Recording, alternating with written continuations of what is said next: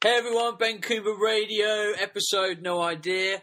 I could be in Australia, I'm recording all sorts of stuff, I'm all over the place. But, I've got a really different show today, and I really think you're going to enjoy it. It's something totally different.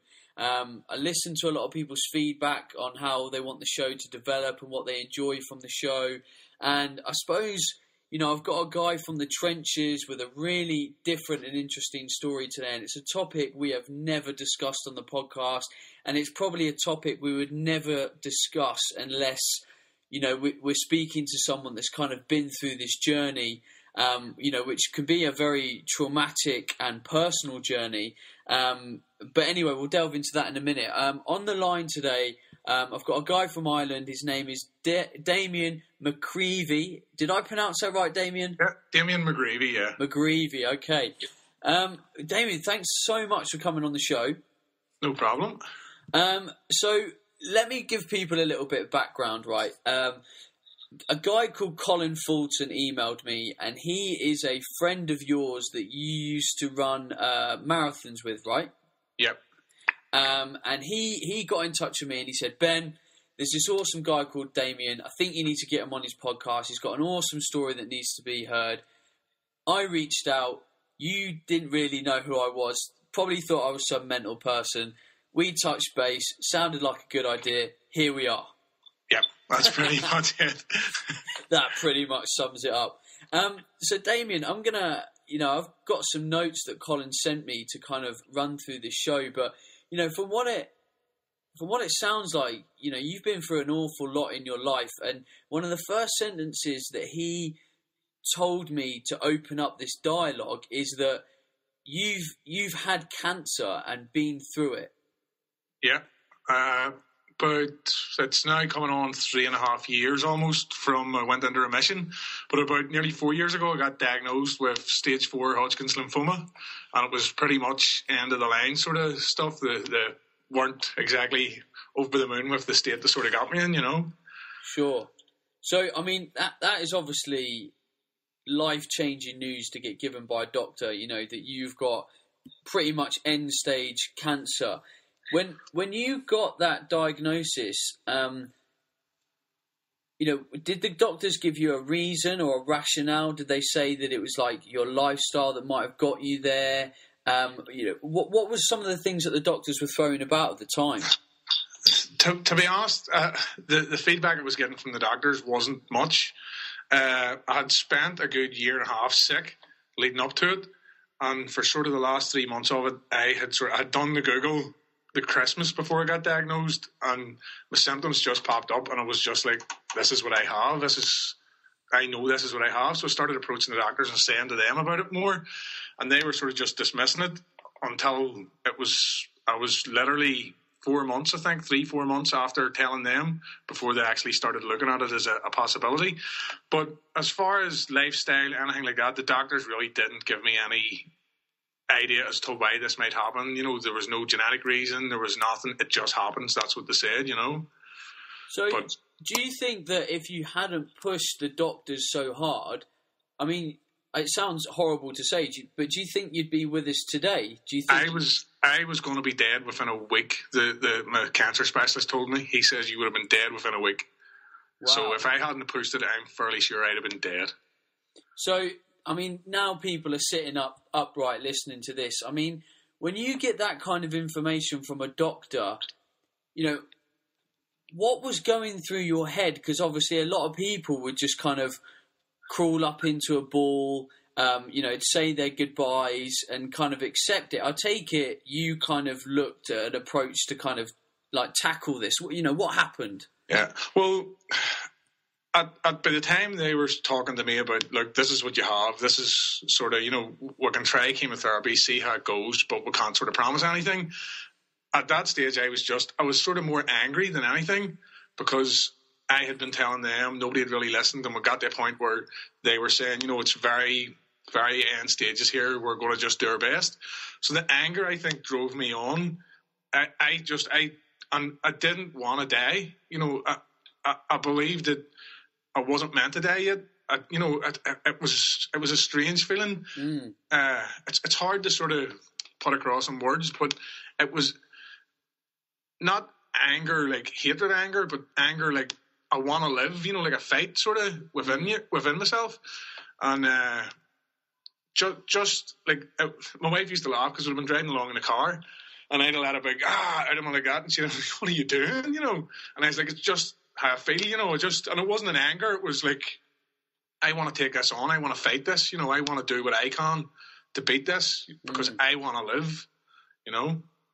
Wow. So, when you got this diagnosis, were you a personal trainer at the time? I was actually doing a fitness instructor course at the time, so I was only just learning to be a fitness instructor, and I had to stop because I got diagnosed in the April, and we were about to do our final exams and stuff in it, so I had to stop. I wasn't allowed to sort of continue on with anything. My doctor just says you need to just sit down until we get you treated and see where you're going from here. So I had to leave it, and then I came back at the end of my chemotherapy. I started about a month before I finished chemotherapy. I started back doing the fitness instructor course again, and I had to repeat it just. So it was the year after I finished my treatment I became a personal trainer. Okay. So at the time that you got the diagnosis, would you consider yourself a healthy individual? Not now, but then I did. Sure. You know, I was quite into my running. I would have run quite a lot, long distance. I had built myself up to doing ultramarathons even, and on my 30th birthday I had done 30 mile, and it was something that I'd set as a goal that year, but I didn't even realise. I knew I was sick, but I didn't realise what was wrong with me or what sort of stage I was at. But from the symptoms that I described to the doctor at the time that I'd done it, he reckoned it was probably already stage 4. I was like, you know, how did you even get out of the chair to go and do it? But the endurance stuff to me now is a bit crazy for health. It's not the way you want to go for health. Mm-hmm. And nutrition wise, it was all pasta. You know, that was all I thought was good for you because that was what runners were telling you. You know, eat plenty of pasta, get plenty of carbs in, load up on them. You can't get enough of them. But now I would be in the complete opposite. You need to find what works for you and the right amount for what you're doing. And not only that, the quality of the carbs is very, very important. Sure. I couldn't agree with you anymore. So at that point in time, did you kind of go on this sort of, and I can imagine this is what I would do. If I got diagnosed with cancer, I would kind of be this relentless individual that would want to know everything and anything about cancer and what I could do nutritionally and kind of, I suppose, alternative and modern medicine to kind of beat it. You know, is that what happened with you? Yeah, pretty much. I wanted to know what was going to feed me the best while helping me fight this cancer, you know, even just to keep me strong during the chemotherapy, because my main goal was I'd already lost about 2.5 stone at this stage, and I didn't want to lose any more weight, and I was scared during the chemotherapy that I would lose more and more weight, and I actually managed to put on weight during the chemotherapy because it was sort of getting better from the cancer. I was able, my body was able to sort of replenish itself a wee bit, but I wanted to know what was going to help, and I looked at things like ketogenic diets and everything just right across. But the type of cancer I had, being a blood cancer, ketogenic diets actually work in the opposite and can actually make it worse. Okay. You know, whereas a ketogenic diet for the leg of a tumour is a completely separate thing, you know. So I did really want to know what was going to help and what was going to hinder me, you know. Wow, sure. So talk us through the kind of approach that you took and the changes that you made, because there must have been some food groups or some food types that you completely eradicated. You know, what ended up being your approach? Yeah, well, during the time that I was even sick, they were looking at maybe Crohn's or something along them lines, because I was sort of having quite a lot of loose bowel movements and things like that. So I had started looking at things like removing gluten from my diet, just trying to get in more fruit and veg and trying to put in better meat. And I sort of came across the paleo diet from there. And I started sort of reading, I read Lauren Cardane's book, and I started reading Rob Wolf's stuff, and I was listening to people like Chris Kresser and Matt Lalonde, and I was trying to take any information them guys had, because they seemed to be the sort of number one that I could find out there at the time, you know.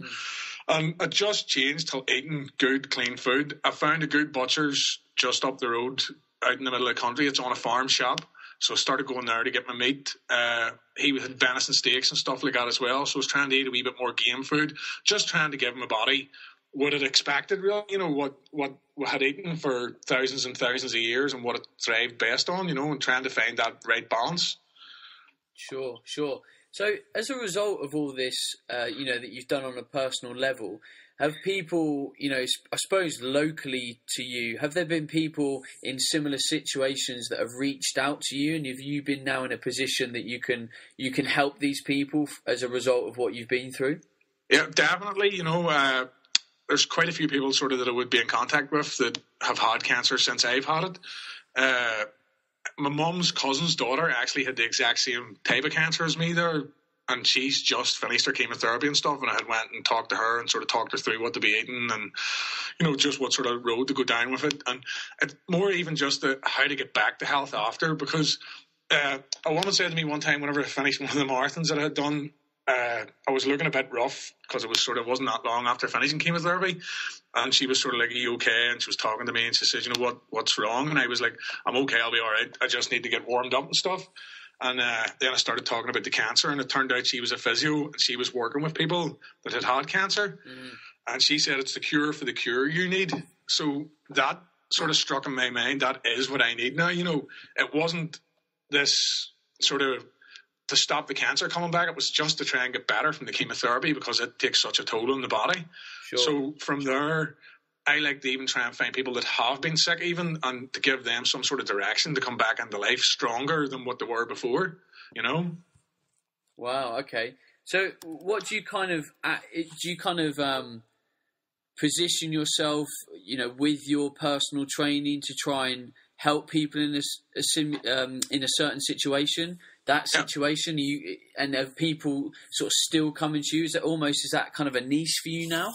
Yeah, well, I find myself asking a lot of health-related questions, I think, that drew things out of people more than what they would tell somebody normally with personal training. Sure. So I think because of my experiences and because of the conversations I was having with clients that were coming to me, I was finding out just even silly things that people didn't think mattered that was wrong with their health, just like gut issues and things like that, or even back problems sometimes, just questions. I question everything, and even if they tell me a doctor has told me this, I still question it because the doctor doesn't see them 24 hours a day. I might spend more time with these people than the doctor will ever spend with them. So it gives me a longer time to have a look at this person and try and help their health, because I believe if you can help their health, from there everything else will fall into place. No, I totally agree. So bringing up the point of, you placed yourself to enter a natural bodybuilding competition, which you came third in. What spurred you to do that after having cancer? Was it kind of you wanted to prove a point, you needed to put on more muscle because of the cancer? What was your thought process? Well, after all the distance running and stuff, and I was trying to come away from that a bit just because of cortisol sort of issues that I know I have, and I knew it wasn't helping me. So I wanted to get into more training with weights and getting myself strong. My grandfather was a bodybuilder and my uncle's a bodybuilder. So my uncle always has tried to convince me to do something in the lines of bodybuilding. And I had been training with weights for about, I'd say, 3 or 4 months, and I was starting to enjoy it a wee bit. And I wanted to get stronger. I had a few muscle imbalances and stuff where there had been a bit of wastage and stuff during the cancer, and I wanted to strengthen them areas back up. So I like to set myself a goal every year of trying to do something that is physical and health related, so that I'm always trying to better my health. So I thought, what better, natural bodybuilding? I'll give it a go. My grandfather's done it, my uncle's done a bit of bodybuilding, and I'll get tore in and see what I can do this year and see if I can make anything of myself in it, Nice. Well, that's brilliant. And when Colin sent this email to me, he said you do all this in an outbuilding? Yeah, my father-in-law had a shed. He used to live right next door to me, and he's moved, but the shed he had for his horses, he said, you can work away and use that. So I cleared it out a wee bit, and made a couple of friends, and we got a bench into it and started doing a bit of weights and stuff, and then we saved up a couple of pounds and bought a squat rack, and then we bought an Olympic lifting set, or Olympic weight set, and we've just built on it from there. So it's very basic. It's a squat rack with a wooden box now for a bench and a pull-up bar. Beyond that, there's nothing else, I know. While we talk, I'm looking at some of your photos on your Facebook page. of your gym, and it's brilliant. I suppose it's gyms like they were 40 or 50 years ago, you know, bit of iron, some plates, some mats, some bars, some, you know, just random stuff that you can lift. And you used all of that to train yourself for a bodybuilding competition where you placed third and was in great shape. And it just goes to show people that you don't need some posh, fancy gym with 20 different exercises per body part to get into great shape. Yeah, this is it. You know, I'm a great believer in the big basic movements and getting them right, and, you know, trying to get weight on and build the volume from there once you get strong, rather than just jumping on a leg press machine for 400 reps is something that isn't going to benefit you like a squat will. You know, sure. It's very much about where are you. You know, I keep saying to people that even that want to do things, they come down to training there and they ask about tricep extensions or something. I say, well, how good's your bench? You know, your triceps will get strong through benching. Get your bench heavy first. When you reach a point where your bench isn't getting better, then start working on your triceps. Worry about them then, you know. But to me, it's about getting strong over the whole body and building the whole body. And from there, you can start working on what's weak and what's not, you know. Nice.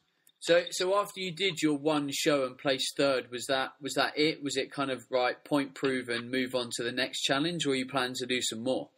Well, I'm hoping to compete again this year. Okay. I'll be getting into one of the weight classes as opposed to the novice this time. It's just about getting enough mass on. I don't know what category I'm going to drop into yet, so I'm not 100% sure what I'm doing with it until maybe about April or May, but I would definitely like to compete again this October.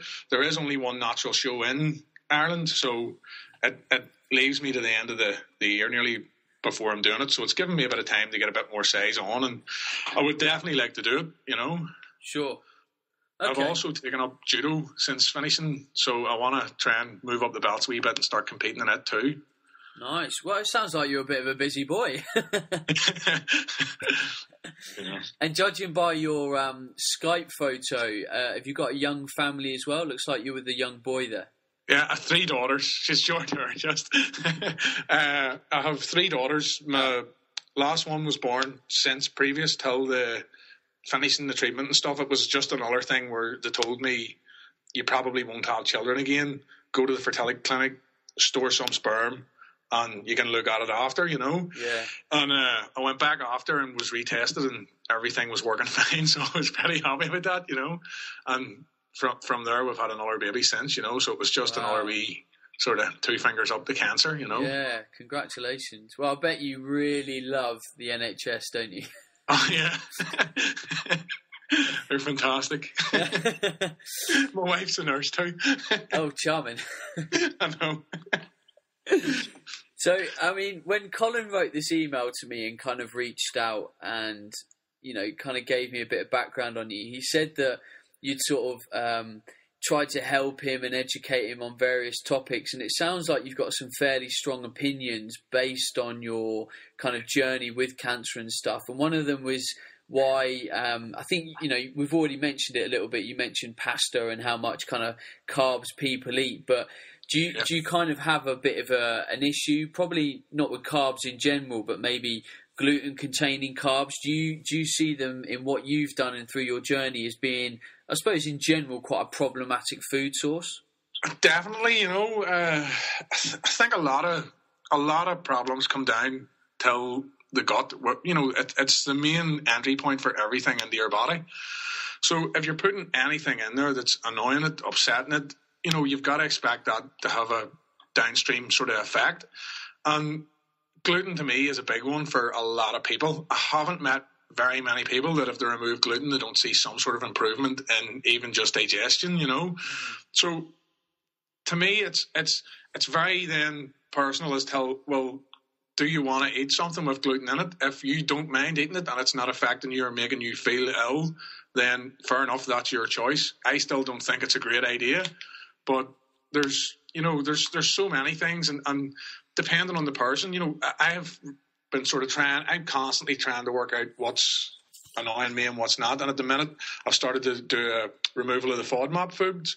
So I find even something as healthy as vegetable soup has started to annoy me just because the leaks build up. You know, I can't break them down right in my body, and it just causes an awful problem.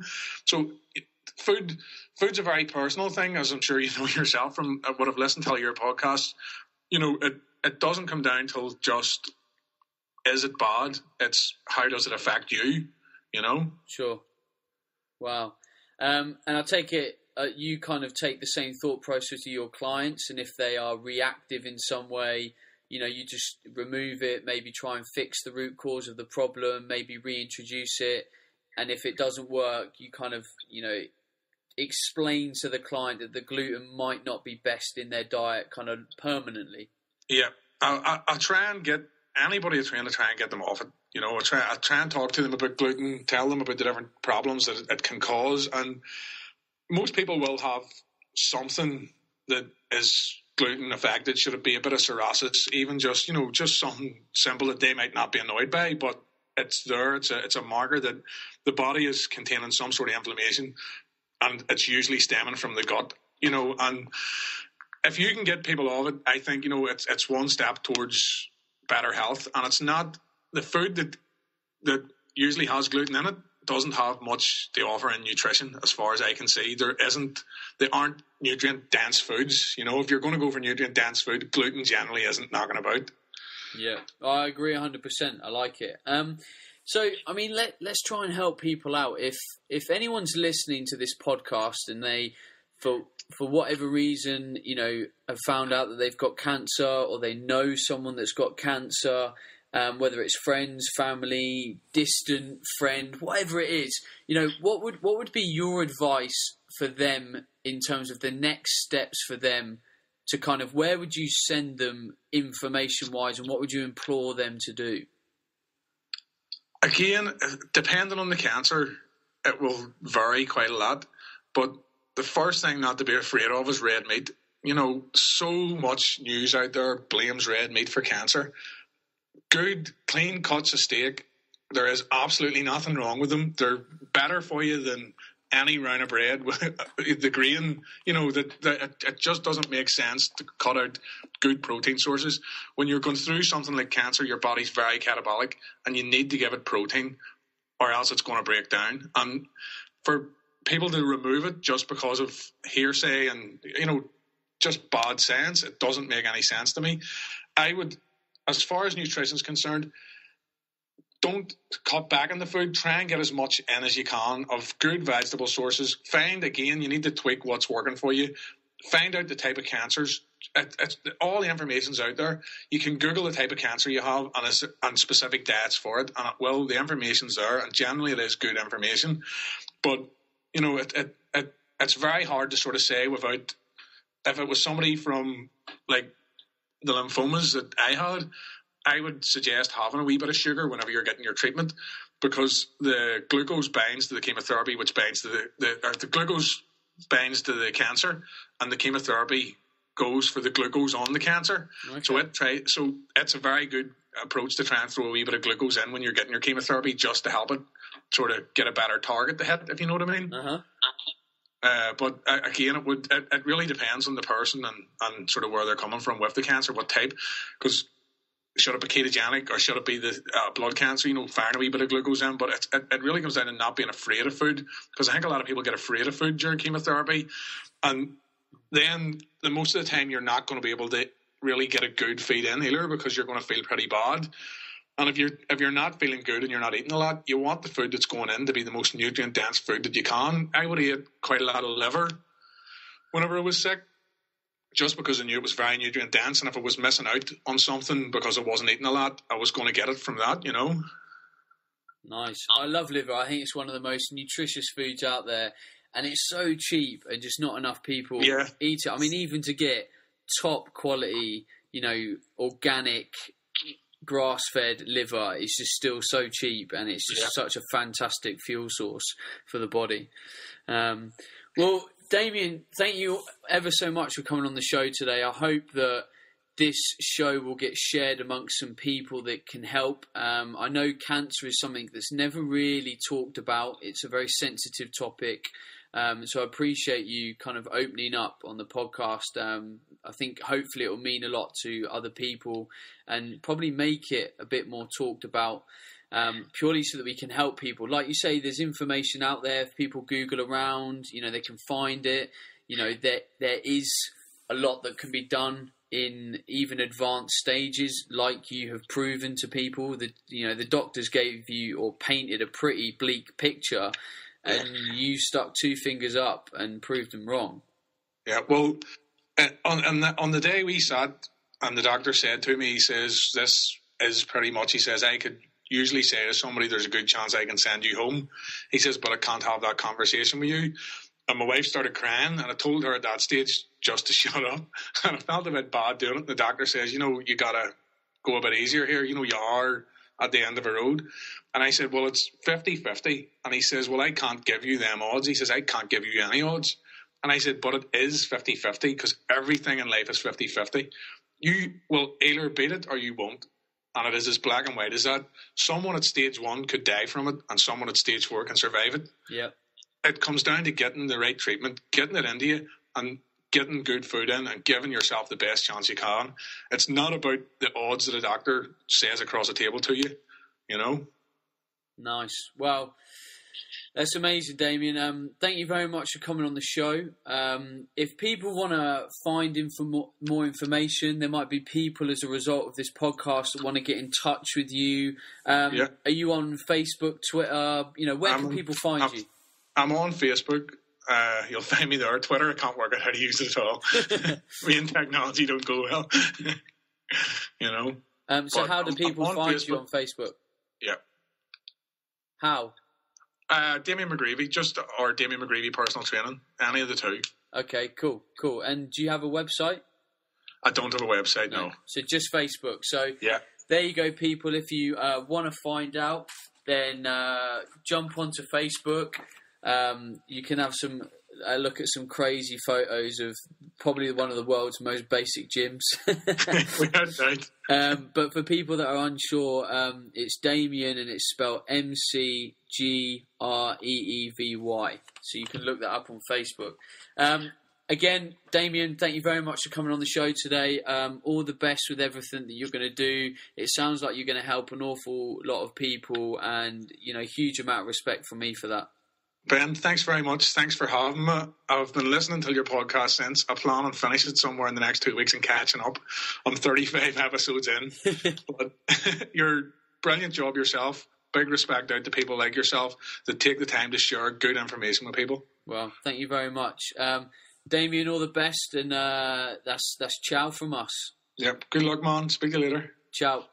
So I hope everyone will agree that was quite amazing. I've never spoke to anyone that has cancer or has been through it. It's obviously a very touchy subject. It's very personal for a lot of people, and I think it's fantastic that we spoke to Damien. So, if you know anyone that this can help, please reach out to them, tweet them, Facebook it, email them, whatever. Just, get this information out there that can help people, because, quite frankly, the less people that die of it, the better, Now, before I go on with a couple of other announcements, I'll just let you know that there is another interview coming. You're not being let off the hook yet. I have more awesome content to come. I'm going to talk to a lady that is in a program that we are running called Ditch the Diet. You might not have heard about it before because I've never mentioned it on the podcast before, but that will be after I just make a couple of announcements. So bear with me. Anyway, the reason why I'm still on is I just wanted to make... I've got a couple of things that I wanted to let you guys know about. A while back on a previous show, I mentioned that if you type into your web browser audible.co.uk/Ben Coomber, you can get a free audio book on Audible, which is an Amazon company, and I've been on my own account recently, just going through some books, and I've got some new ones. So on top of the ones that I gave you, by the way, if you've already done this, you can only get the one free book, and then it like asks you to sign up. So if you haven't done this, you can get a free audio book if you go to that link. I've got 3 titles. One of them's called Grain Brain. It's another one similar to Wheat Belly. It talks about wheat, potentially why it might be a problem, why sugars might be a problem in too high a quantity. Got another book called Clean Gut. Talks about trying to get to the root cause of gut issues, what foods you might need to avoid, foods to replace it with, the root cause of diseases and stuff. So hopefully another really interesting book. And another book I've been a fan of for a while. I don't think I mentioned this last time. It's called The Warrior Diet. It's by Ori Hofmacher. Great book. It's sort of one of the original pieces on kind of fasting and why you might do it, what the benefits are. You know, it's not to say that fasting is correct or incorrect for you, but some really good information. The guy's got a solid guy, and I really like his kind of content.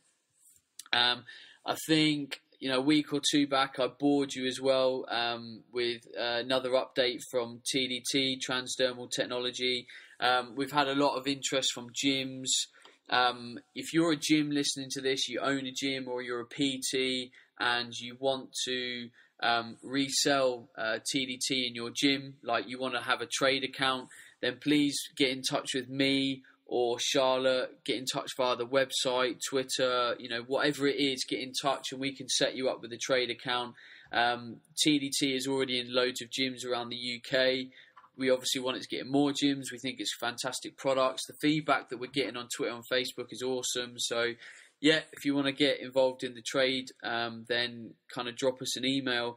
And largely, I know a lot of personal trainers listen to this, but if you are, you know, thinking about getting into the personal training industry and you're wondering what course to do, you know, these are topics we've talked about a fair bit in the past. And people have sort of said, you know, Ben, what do you recommend in terms of a route of where to go? You know, one thing that you need to bear in mind is that if you work in a gym, then you kind of need to go through the, you know, the sort of basic route that everyone else has been through. You know, you need to get reps qualified. You need to have that qualification so that you can be insured, and everything is basically legit. And then you want to build your learning on top of that. Now, people often ask me, you know, what company would you recommend that does reps level training? Now, there's a new company called Future in Fitness. And Future in Fitness, I've been chatting them for a while now, along with Phil Lerney. And me and Phil Lerney have put together a lot of the prerequisite, or some of our work is the prerequisite content for Future in Fitness. So, as part of Future in Fitness's like PT diploma, you have to go through some of my content, you have to go through some of Phil's content, and I'd like everyone that was listening to this to think that Phil Lerney is a great coach. I think he's a great coach. He's been on this podcast twice already. I think his information is great. So if you go to futureinfitness.co.uk, that's kind of the company that I recommend for reps level training, both 2 and 3. The reason why I like this as well is because, you know, there's lots of things that they've added onto it. You get a workshop on how to use like different equipment, first aid. You get free insurance. You also get some like business mentoring and stuff, so you're not just lost and sent out into the personal training world. What else do you get? I'm just trying to look on their website now. Yeah, you get run through like the financial principles of being self-employed. You know, there's loads of stuff that it adds. You get 12 months mentoring from people within their team. So I think it kind of, you know, it's, the price wise, it's on par with all the other rest of the companies in the industry, like Premier, YMCA, Training Room. But you know, it seems that you get an awful lot more if you look on their website. So if you're a PT, you know, you're wondering what course to do and stuff, check it out, futureinfitness.co.uk. And lastly from me, I'm very excited. I'm recording this on 3rd of February, Monday. It's like a week till we go to Australia, with me and Phil going to Australia. This is very exciting. I've never been to Australia. We get to teach, and then we get to surf and hang out and eat barbecues and stuff. But don't worry, the podcast will be going up while I am in Australia. Charlotte will be at the helm and posting all this stuff, and I'll be Facebooking and tweeting here and there, but I'll obviously be fairly busy with enjoying myself, quite frankly. So to finish off this podcast, I am going to talk about Ditch the Diet. Now, Ditch the Diet is something I've never talked about on the podcast before, and I've already talked loads on this podcast. I know, standard.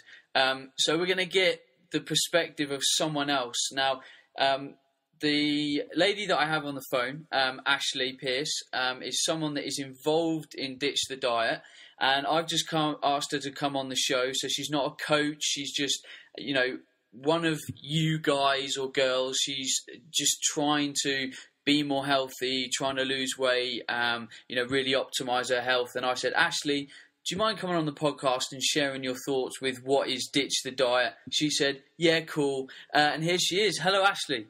Hello. Are you well? I'm well, yes, you? Tip top. Yes. The people listening are probably bored to death. I think we've already been going about 40 minutes, but they'll bear with me.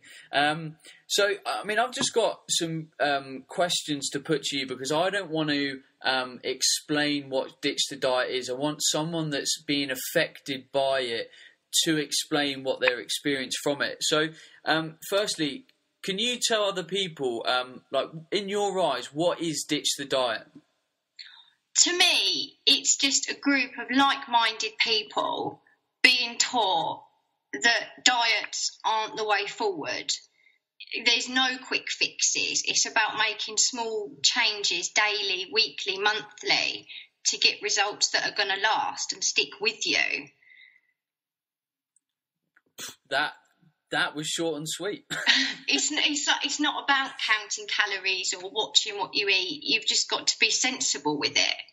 Of course, and I suppose this is kind of, what a lot of you women sort of see in the media, that you should be doing dieting and, you should be doing all these crazy things, when really what you're saying is it's not about that. It's about learning and educating what actually makes the human body really healthy. Definitely. I mean, all you see on Facebook now are like suggested posts for slimming pills or some diet group or quick fix or meal replacement shake. And it's just not going to work. What happens when you start eating again? Exactly. So before I ask my next question, I'll give the people that are listening a tiny little bit of background. So Ditch the Diet is kind of like traditional slimming clubs, like Weight Watchers, Slimming World. Groups of females, they meet up on one night a week for around an hour. They get weighed and measured, but not in public. They do it between them in the groups, just as a kind of tracking tool. And then half an hour to 40 minutes of that evening session is focused around a topic that we try and educate the people attending on. So it could be sleep, stress, managing food intake, lots of stuff. So with that background in mind, Ashley, how have you found the group so far? And, what has it changed for you? It's changed everything. The way I think about food, the way I think about sleep. Like you said, weight loss and health isn't just about dieting or calorie counting. It is about stress. It is about lack of sleep. And it just goes to show that the science behind everything makes a big difference. And I think that's the difference between Ditch the Diet and things like Weight Watchers. You tell us the impacts of certain elements of daily life on our health, and you don't get that with slimming clubs. Nice. Okay. And that kind of that just answered my third question, Sorry. which was, what do you think is different about Ditch the Diet to traditional slimming clubs, which is great. We obviously do the whole weighing thing, like we provide you guys with girls with scales and tape measures. Are you an individual that actually tracks their weight with the group, and do you think throughout this process your perception of what the number on the scale means has changed? Definitely. I think there's a quote that's gone round that says you're still the same person when you step off the scales, no matter what the number is. The scales aren't going to tell you that you're a good person, that you have a good job. It's just a number. And women have this whole perception of weight. You look at magazines and it's like, oh, this celebrity has lost this amount of weight in this amount of time. And there's just a constant pressure on what you should weigh and what you should look like. Definitely. I think the media only perpetuates the things that, people like me are trying to battle on a daily basis to help people. And, I suppose, the big dream with this program, which was developed by myself and Ben Gray off the back of the ebook we wrote, Ditch the Diet, which seemed to get, a lot of praise and change a lot of people's perception of food and health. So we thought, Ben one day said, why don't we take on the big slimming clubs? Why don't we try and release this around the UK? So for me, a couple of Facebook posts later, we literally had a business, we had an idea, and it kind of grew out of nowhere. So hopefully, with this kind of idea, we can start to change the thought process when it comes to dieting for a lot of people. Actually, just to give us a little insight into what you've enjoyed most content-wise, what kind of, out of the subjects that we've delivered so far, which is, I think, as of talking to you, you've done about 15 to 16 weeks of the program? Yeah, and what do you think, what have you enjoyed most and really kind of changed a few key things in your lifestyle for you? For me, it's like the impact stress has on the body, lack of sleep has on the body, what foods we should avoid, eat natural sort of one ingredient foods and make a nice meal out of them. I'm cooking so much more than I ever have, and I probably eat more than I ever have because it's all good quality ingredients. But I think definitely the importance of sleep, because people don't get enough sleep.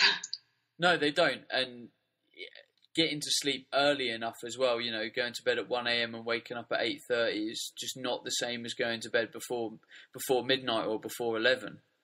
Because I think also a lot of people just think weight loss is all about calories in, calories out, whereas I've learned that there's so much more than that.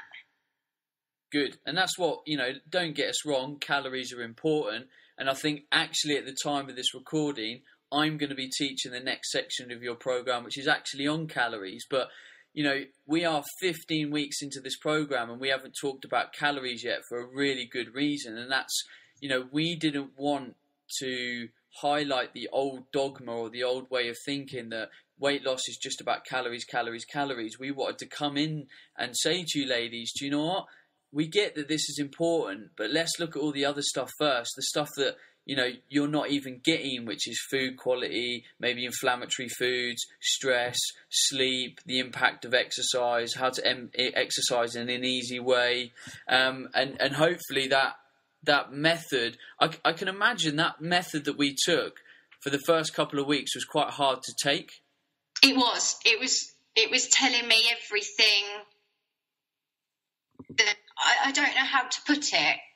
It's like everything I've read is a complete lie, really. Because, on the first day that we delivered the program, you probably expected us to say, you need to stop eating this and start eating this. And we didn't do that. We just started to talk about responsibility, ownership for your health, like you're in charge and you're in the state that you are today as a result of the actions that you've taken, over the last 10 to 15 to 20 years, right? Yeah, no one's shoved that food into your mouth or made you sit on the sofa every night. You have to first accept that it's your problem and you're the only one that can do something about it. 100%. Look, Ashley, thank you very much for your time today. That was short and sweet, and I just kind of wanted to give people listening a chance to kind of understand one of the projects that I've been working on behind the scenes. There's been a fair amount of chat about this on Facebook and Twitter, but never on the podcast, and I just wanted to kind of put that out there. If anyone wants to kind of support this or get involved, if you can contact me via Facebook or Twitter, or Ben Gray on Twitter or Facebook. We are looking for female coaches. You have to be, qualified and insurable to run this program. But, we're running it just kind of like a Weight Watchers club all around the country. We have 22 locations around the UK at the moment, and we'll be growing it over around the UK over this year. And ultimately, we're just looking for high-quality coaches. Now, if you're a female that's listening to this, or you are listening to this and you know of a female that maybe this program could really help, please just share the URL of the website with them. We've got a really good video on the homepage which explains the program and what it's about and what we're trying to achieve. The URL is ditchthedietuk.com. I'm actually just going to check that URL. Yeah, ditchthedietuk.com, and then we're on Twitter as well, which is ditchthediethq, and we're on Facebook as well, Ditch the Diet. So please reach out, have a look. We're accepting coaches, and we really hope that this is going to be a program that can benefit a lot of females. Ashley, thanks again. Thank you. At the time of recording this, is a Tuesday. I will be with you tomorrow on Wednesday to talk about calories. Lovely. All right, take care, and Tomorrow. I will see you tomorrow. Bye. So there you have it. It was a massive mashup of a show today, loads of different stuff. I hope you enjoyed it. Look, if you want to share this podcast with other people because you enjoyed it, which I hope you do because you're still listening, then please do so. Share it on Twitter, Facebook. It would mean the absolute world to me if you would keep supporting this message. And if you haven't done so, please leave a review on iTunes. And until next time, which I think should be Dr. Tom O'Brien on the podcast talking about functional medicine. I know, kaboom. I'll see you later. Ciao. Hey everyone, Ben Coomber Radio, episode 70. Now this is good. This is a happy episode. I'll tell you why. Because that girl that used to be on this podcast has found her way back. Hi guys, it's me again. I'm back.